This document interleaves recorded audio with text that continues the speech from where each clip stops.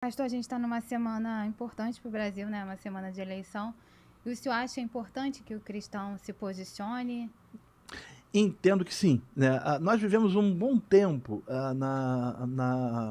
durante a história do evangelicalismo brasileiro, entendendo e compreendendo de que cristianismo, cristão e política não se misturam, né? A gente viu isso sendo difundido principalmente depois da ditadura militar, onde incutiu-se essa ideia sobre o cristão. Depois da década de 80, início da década de 90, a coisa começou a mudar e aí começa a surgir um outro conceito, de um outro extremo, né? Irmão vota irmão. Se você não vota no seu irmão, você está em pecado porque você precisa colocar alguém que seja copartícipe da sua fé nas assembleias, no Congresso Nacional ou nos palácios, quer municipais, estaduais ou mesmo federais. A questão é que a gente precisa entender que o fato de um cristão envolver-se com política não significa necessariamente dizer que ele vai votar ou que ele tem que fazer apologia para uma pessoa que seja cristã. Eu vou tentar exemplificar isso mais claramente com a fala de um ex-primeiro-ministro holandês chamado Abraham Kuyper. Abraham Kuyper foi um grande, notável primeiro-ministro da Holanda e ele dizia que o papel da igreja é ser a voz da consciência da sociedade. Né? Então, assim, o cristão, como é que ele vai se posicionar? Ele tem que se posicionar em tempos políticos, com uma cosmovisão cristã, sobre determinados assuntos, sobre determinados temas, a fim de preservar uma visão judaico-cristã para que a sociedade não se deteriore. Quando você advoga o fato de que o crente não tem que fazer absolutamente nada, você tira o poder de ser sal, você tira o poder de iluminar as trevas. Em contrapartida, quando você transforma a igreja numa questão messiânica, e aí é uma herança sebastianista, né? Aquela coisa de Dom Sebastião que vai voltar e é o Messias esperado, você automaticamente faz a igreja tomar uma posição passional.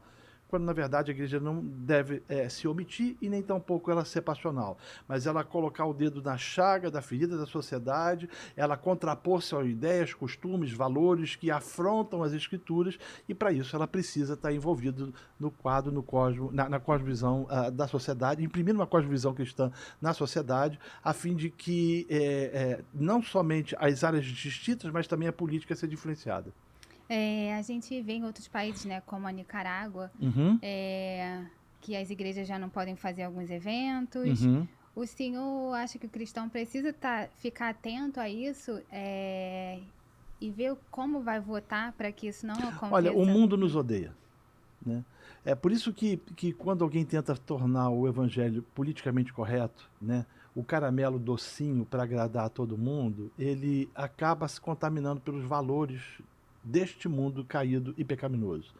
Os valores do reino, eles despertam ódio naqueles que não querem e não amam a Cristo. Falar para uma pessoa de que ela é pecadora, de que ela vai para o inferno e que ela precisa se arrepender dos seus delitos e dos seus pecados, para muitos isso é uma afronta, é um desrespeito. Afinal de contas, quem sou eu ou quem é Deus para dizer o que ela deve acreditar ou não? Então, assim, nós partimos pelo pressuposto de que o mundo ele nos odeia. Isso é claro. Todavia, existem sistemas que são absolutamente demoníacos. O marxismo é um sistema anticristão. O comunismo, né, ele é um sistema absolutamente maligno. Mais de 100 milhões de pessoas foram assassinadas pelo comunismo no mundo. Né? É um número mais alto do que aconteceu com o nazismo. Eu tive pregando no sul do Brasil, numa igreja menonita, é, e eu conheci um senhor, isso tem uns 10 anos, ele já devia ter os seus 90 e poucos anos de idade. Eu tive a oportunidade de conversar com ele e ele veio fugido da antiga União Soviética para cá, perseguida por Stalin. E as histórias que ele contava do comunismo eram assustadoras.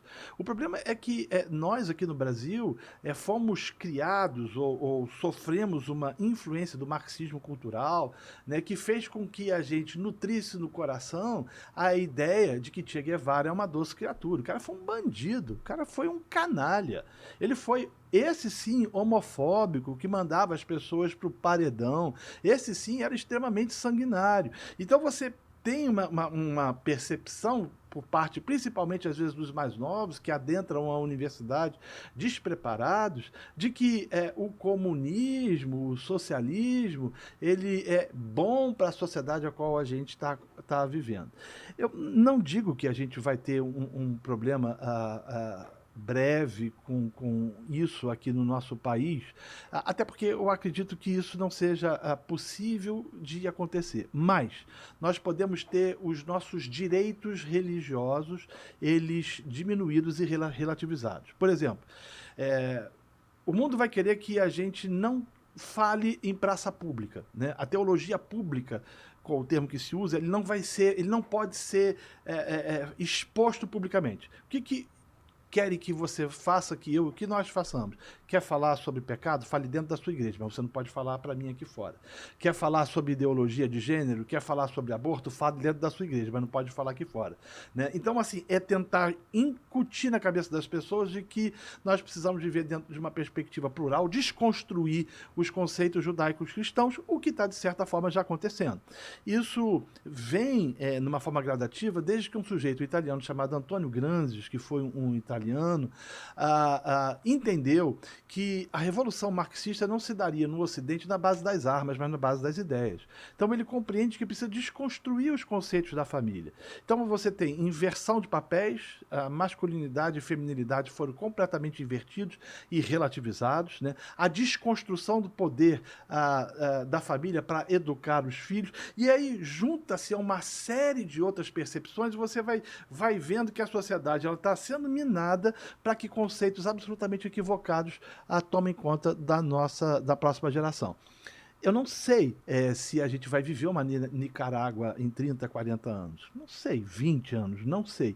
O que eu sei é que o mundo caminha clara e nitidamente para uma oposição ao cristianismo, como nós nunca vimos aqui no Ocidente. Nós tivemos algumas perseguições no Brasil, no início do século XX, né? Algumas igrejas evangélicas, protestantes queimadas, até a década de 30, década de 40, mas nós nunca tivemos uma perseguição latente. Mas eu entendo que o Ocidente ele vai viver isso, só não sei quando ou como, mas eu acredito que o cerco está fechando e em breve a gente poderá esperar, não sei quando, mais uma vez, a manifestação do anticristo.